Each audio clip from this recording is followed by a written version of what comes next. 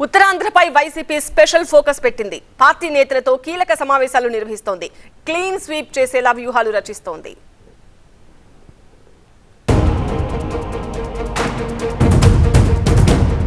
ఏపీలో ఎన్నికలు సమీపిస్తున్న వేళ అధికార వైసీపీ ఉత్తరాంధ్రపై పూర్తి స్థాయిలో దృష్టి సారించింది. ఉత్తరాంధ్ర ఎమ్మెల్యేలు సమన్వయకర్తలతో విశాఖలో వైసీపీ ప్రాంతీయ సమావేశం జరిగింది. ఎన్నికల్లో అనుసరించాల్సిన వ్యూహాలపై వైసీపీ సీనియర్ నేత వైవి సుబ్బారెడ్డి నేతలతో చర్చించారు. గెలుపే లక్ష్యంగా ఐక్యంగా పనిచేయాలని శ్రేణులకు దిశానిర్దేశం చేశారు వైవి.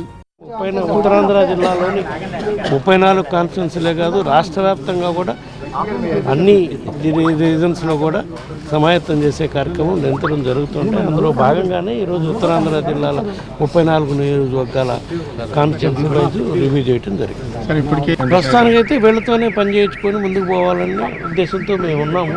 బట్ లాస్ట్ మినిట్లో ఏ కాన్స్టిట్యున్సీ పరిస్థితి బాగలేకపోతే ఏమన్నా మన ఉత్తరాంధ్ర జిల్లాలో కూడా 1-2 చోట్ల మ్యాక్సిమం అంతే 1 or 2 చోట్ల ఏమన్నా మార్పులు ఉంటే ఉండొచ్చు. ప్రస్తుతానికైతే ఎక్కడ ఈ మన జోన్లో అయితే ఎక్కడ మార్పులు ఉంటాయని మేము భావించట్లా.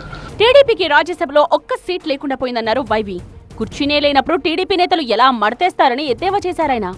ఎన్ని సంవత్సరాల ఇండస్ట్రీ అని చెప్పుకునే వాళ్ళకి ఈరోజు రాజ్యసభలో సీట్ లేని పరిస్థితి వచ్చింది.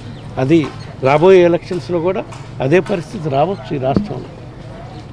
ఆ 2 పార్టీలకు కూడా ఇదే సంకేతం. కూడా కుర్చీ ఉంటే కదా మడత పెట్టేది. దానికి మాకైతే చొక్కాలు ఉన్నాయి, అందుకని మడత పెట్టమంటున్నాం. వాళ్ళు కుర్చీ లేకుండా ఇంకేం మడత పెడతాడు ఆయన.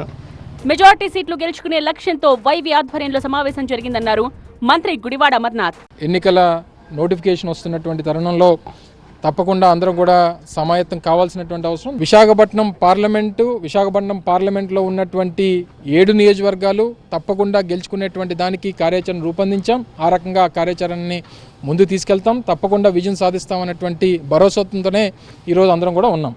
సీఎం జగన్ దెబ్బకు చంద్రబాబు కుర్చీ ఎప్పుడో మడతపడిపోయిందన్నారు అమర్నాథ్.